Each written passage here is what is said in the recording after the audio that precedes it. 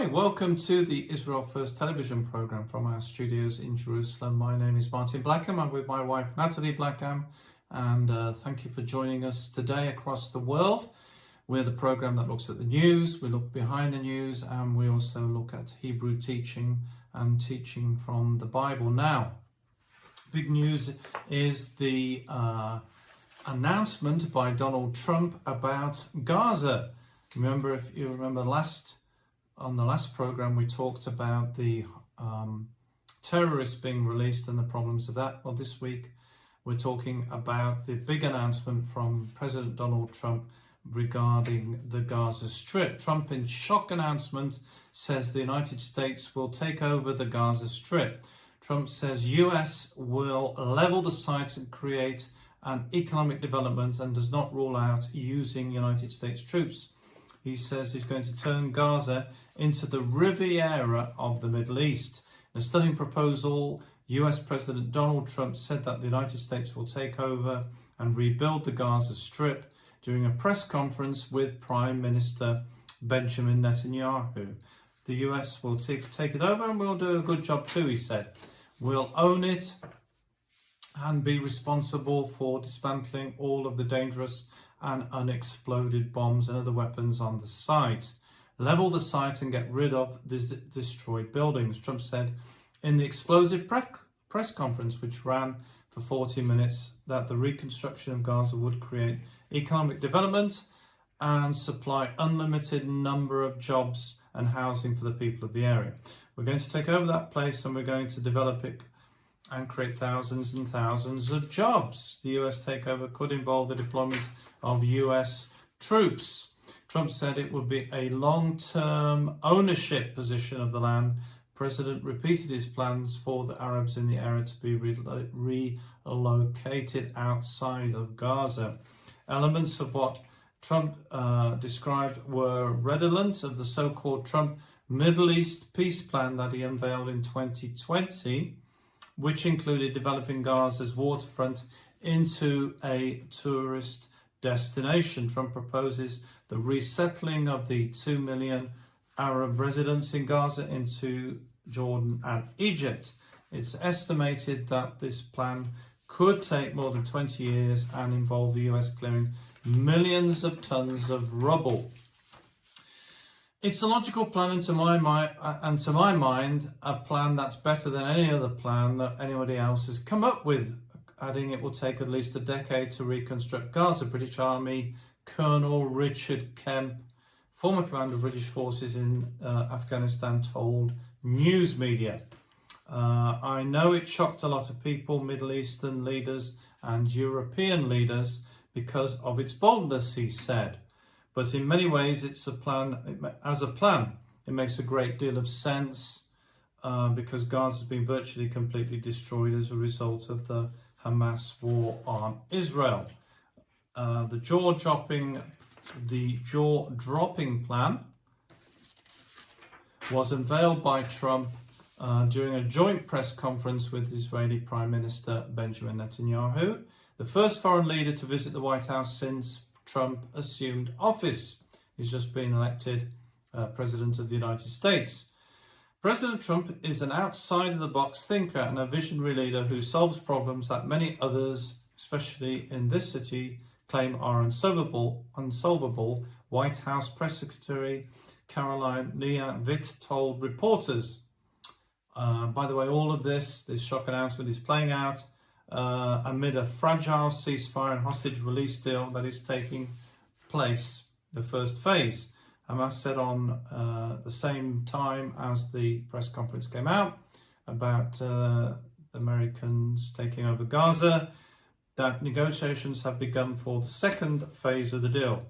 What has been forgotten in the middle of all the reaction to the announcements of this American ownership of Gaza is the claim of the Jewish people to sovereignty over Gaza. Following the 1967 Six-Day War, Israel retook the Gaza Strip.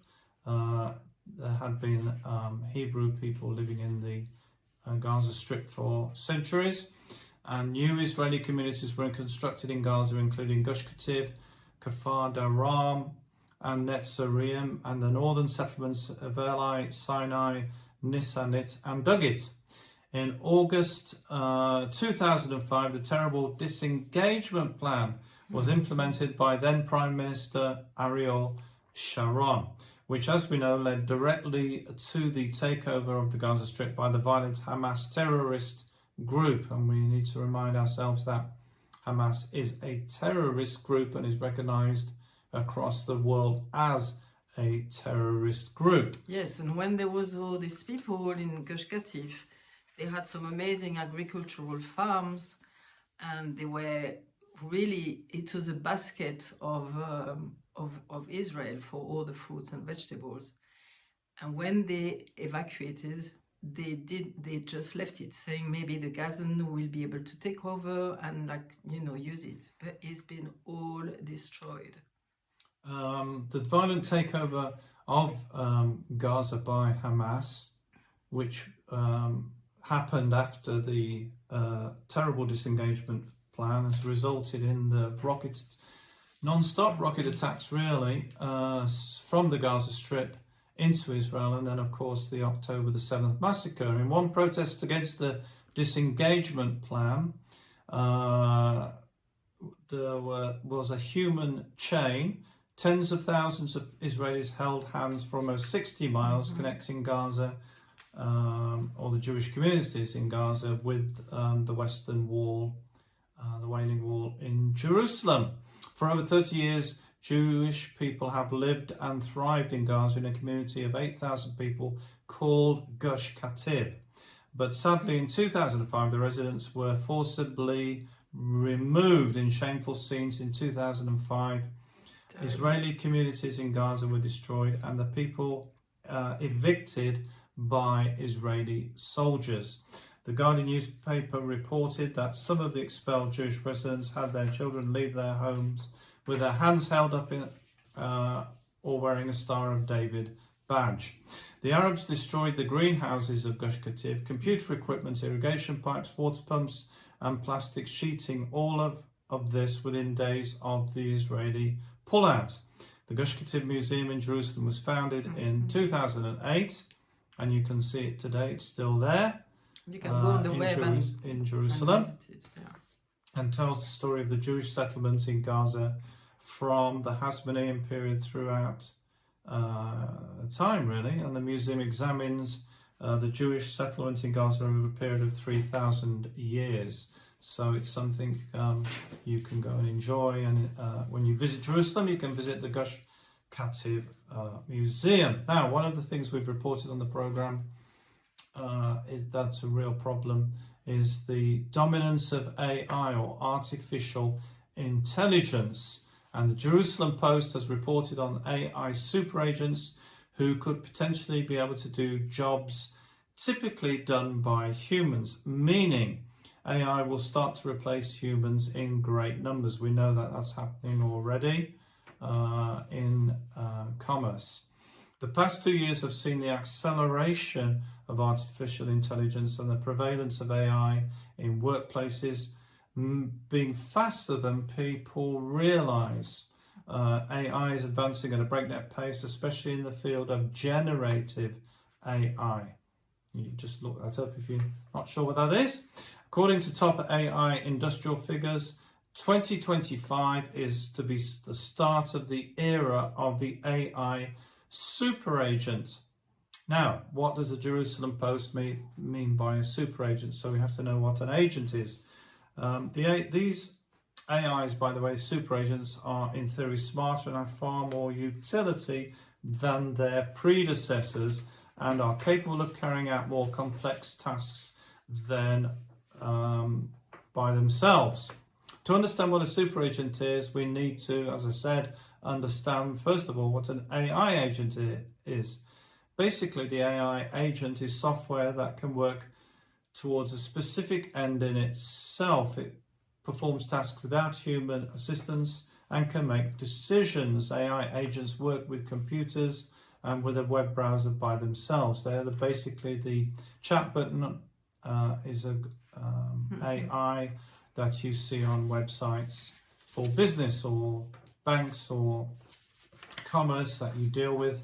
Very often you'll find there's a button or a blob pops up on the bottom of the page, picture of a person, and with a question, and that's AI. Now, what is an AI super agent? Well, basically the AI super agent is able to do everything that the AI agent is, but according to a report from Axios, rather than responding to a simple command, or a super agent would be able to carry out far more complex matters in the pursuit of their goal. This doesn't just mean making decisions, it could mean creating complex and detailed plans and analysis to plan what is essentially an entire vacation or holiday for a family, including making the relevant bookings and reservations, or even creating entire products from scratch. In the past few years, many companies around the world have already seen the adoption of AI, which comes as at the cost of redundancies. So very often they're doing tasks which humans used to do. The reason for this is twofold. There's two reasons why AI agents are being used. They are automated and can be used to boost productivity and efficiency. Don't take coffee breaks, for example. An AI super agent could even be more widespread and used in a wider range of industries. They can make products from scratch, for example. Now, Sam Altman's OpenAI company has been touting the prowess of the next generation of AI and is comparing it with a PhD, a doctor. The possibility of AI taking over many jobs is highly likely, is happening. I was going to say it's actually happening as we speak. LinkedIn co-founder Reid Hoffman said the AI disruption in the labour market is coming. In other words, they're taking over human jobs. I believe we'll have all kinds of an agent co-pilot that's helping us with anything from how to cook dinner to doing your job and writing and so forth, he told CNN News. It's job transformation. Human jobs will be replaced by AI. Not when, but they are being replaced by AI. For example, here in Israel, one of the largest institutions, financial institutions, is Bank Hapoalim. And Bank Hapoalim are currently promoting an AI agent to their business customers. Bank Hapoalim, in collaboration with the technology company Market Team AI, are offering a virtual marketing manager named Ella to every business. The service is provided to the bank's business clients free for a period of 6 months, and then you have to pay. The bank's business clients will be able to enjoy advanced digital marketing services, enabling full management of organic social media marketing with just one click. The AI agent Ella is a virtual marketing manager, learning the workings of the business, and generates a personalized social media marketing plan. System creates schedules, publishes content, text, images, and videos across various social media platforms such as Facebook, Instagram, LinkedIn, automatically without the need for prior marketing knowledge, which is already happening at the moment. And bear in mind, when you see articles in social media or on the internet, there's a very great possibility they're not written by humans. Indeed, we've talked about this with the news in Israel, that AI is taking over the news in Israel. One of the sites that you may go on, Ynet News, is a very good example of that. Market Team AI's innovative system has already become popular amongst hundreds of small and medium-sized businesses in the United States and Europe.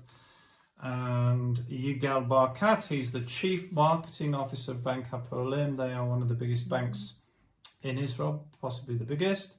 They are ones you see in when you go into the shopping centre, Bank Hapoalim. We are proud to lead the digital revolution And that's what it is. It's a digital revolution, and it's happening here in Israel, just as it's happening. I know that it's happening in other places in the world and where you are, but Israel is first. So if we're experiencing it at a high level, then so will you, and make the most. He's saying that Bank Hapoalim will make the most advanced technologies in the world available to its clients. So, and really, when you see that, the beginning was COVID, because suddenly we weren't being able to go to the bank, and suddenly they say, well, we can do another way.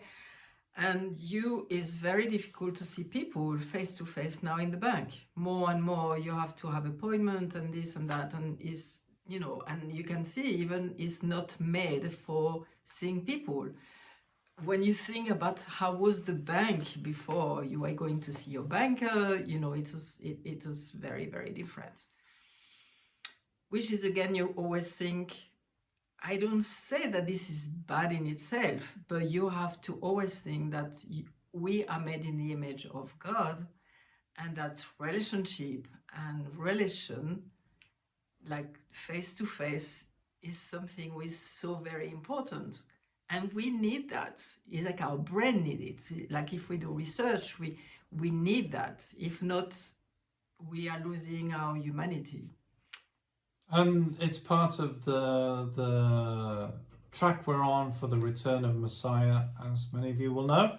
And people have been asking, well, how do we know where we are? Is there like a time scale with this? Well, not really. However, the book of Exodus, Nathalie, shows us through the plagues and through what happened to the Jewish people is a prototype of redemption, the Geulah, as they say in Hebrew. Redemption. And it's a prototype of what will happen for the final redemption. This is what the Jewish people believe.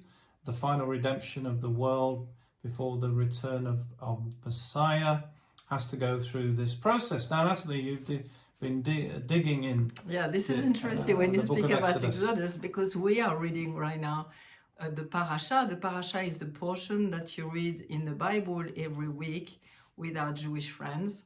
And so it's very, very interesting, because every year we discover new things. It's just amazing. You read the same passage, but it's like you dig more in it, and you always find some amazing things. So this week or last week, I think it was beginning of this week, I was saying to you, oh yes, and about the plague of the wild beast. And you say, no, there is no wild beast. And I'm like, yes, there is. And it's the fourth plague, and it's called Arov. But in most of our Bible is written, as Martin was saying, is flies, swarm of flies, swarm of insect, or like in French is written ton, which is like a fly. What is a cow fly or something like that. And in the Greek translation is dog flies. Anyway, it's all these things. But when you look in the Hebrew Bible, the name is Arov.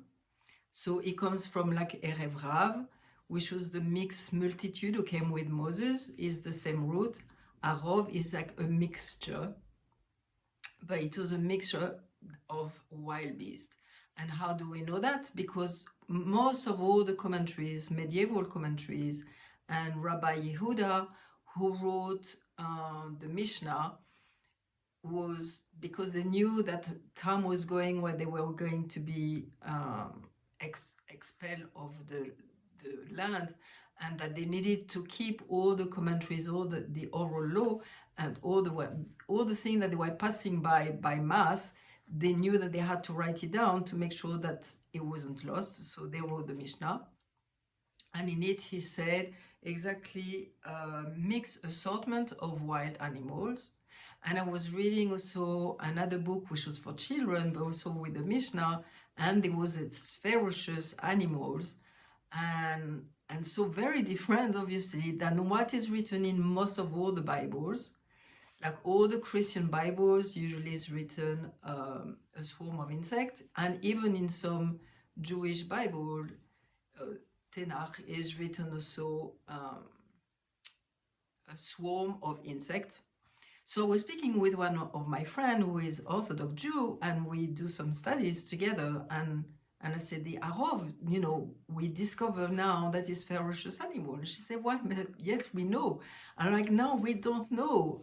Or as Christian, we have been taught that it was flies. And like a lot of people who do the Passover meal, now a lot of Christian wants to do the Passover meal, and it's written also in the books, flies.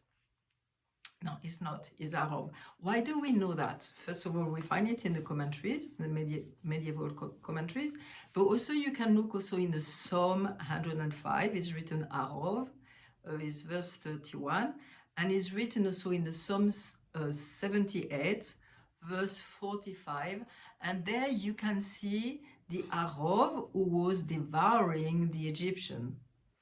So insect can't devour people. And again, why do we know that? Because we can see always God's principle behind all the things, and it's measure for measure, isn't it? What we say in English, which is in Hebrew they say midah beget midah, which means measure for measure. So when at the time of the Egyptian Exodus, the Egyptians were asking the Hebrew slaves to go to fetch some wild animals to do sports, and it was just terrible. So they were maimed.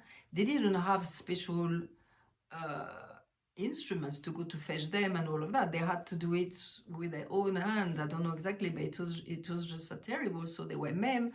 They were devoured by animals, and this was all for sport, And so measure for measure, the fourth plague that happened in Egypt was the Arov, which was these ferocious animals, which is also interesting because like the frogs, they stay there and it's stung, but for the animals, for these wild animals, they all disappeared. When God said, that's it, it's enough, and usually the plague was lasting a week, is like all of this wild animal also disappeared, so they couldn't keep like the skin, like you can see sorcerers and people from Egypt, they love the skin of all these animals. So God said, you are not going to have anything from that. And so the wild animals disappeared. So you see, there is so many things that you can see in the plagues. And also there is this book, The Last Slave. It's an Exodus novel. It's amazing book which really make you dig into the Exodus. There is a lot of research done in it. It's written by Cormornick. The lady wrote the novel and the husband did all the studies. Very, very interesting. And they speak also in it, obviously, of these ferocious animals. And again, I mean, there is so much to learn about it. One of the things also was it was said in that book, and it's like taken from commentaries, that some normal animals will become wild, which was interesting. Like, how do you say the name in feral? See, the animals became feral. It's like the comportment, how their behavior changed. So again, all of that to say that we need to study more and more in Hebrew. Slowly, I know it's step by step, but I tell you, more we study, more we discover, the truth, emet, the truth, and like the severity of all the plagues were for God to show, okay, now I love my people, I'm going to take them out. And again, we see the world going through a lot of difficult time because we're coming into the final redemption, and we will see some amazing things, but God is preparing all the world through all this difficult time now. Now, there's a lot of news stories we don't have time to tell you about today on the program, but you could go to the website, which is www.israelfirst.org, and then you can go to the media button, and then you can press on news, and you can see usually there's a story there from the day, and you can catch up with what's happening on a daily basis And I give some stuff which not everybody is covering, so you can find out a little bit behind the scenes what's happening. You can also at the website watch the program. You can see programs you've missed. You can catch up and have a look at there's also on the YouTube channel and Rumble we also do. You can have a look at the previous programs, and also we appreciate your financial support. It's only because of your financial support that we're able to do the Israel First television program. So thank you to all the people who are standing with us and supporting us. If you're not, please do consider that, because it helps us, and it helps us to get the message to other people. So you're helping to pass on the message of what's happening in Israel, that as we are living in these last days before the return of Mashiach. So it's been great to be with you. Thank you so much for joining us today. And don't forget, we're the program that looked at the land, the people, and the language.